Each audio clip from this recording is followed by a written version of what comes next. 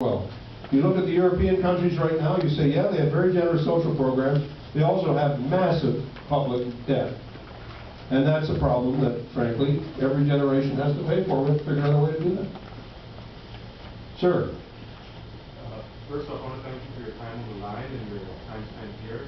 The question is not towards policy. Policy is very important, but the systemic issues that face the Parliament, things like the party discipline, all of the closure that has been used, the way committees are ran, prevents from the policies that are good from having any longevity. I personally believe that until we face the problems of the old political system that was put in place for 100 years ago with something that is more adapted to today's issues without making it a control and conquer thing, where many members are shut down from election, you can't run properly, or you have to vote until the party line.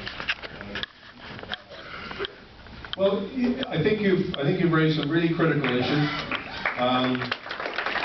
Let me try to give you a short answer and say you're absolutely talking about the right things. We did talk at the convention about the need to look at a better electoral system, so it's not winner take all. So we begin to see that there's going to be a fair representation in Parliament. I'm a big believer that free votes should be free votes.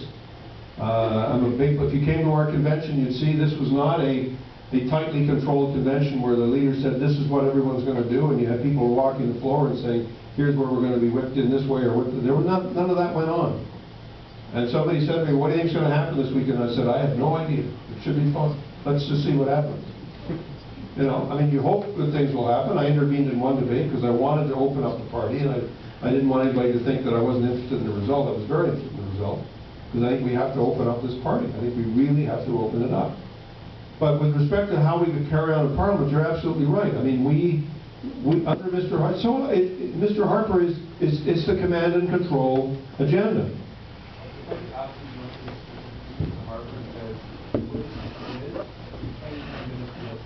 No, not necessarily. It's worse now than it's ever been.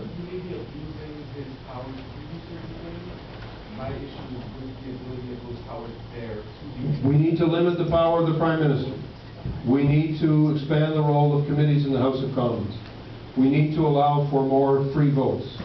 We need to make it clear that if the government is defeated on a bill that is not a confidence matter, not a budgetary matter, people need to be able to free to vote the way they want to vote. And we need to be able to move in that direction to create a greater degree of openness in Parliament, and we need to allow people to express their opinions and their consciences more effectively.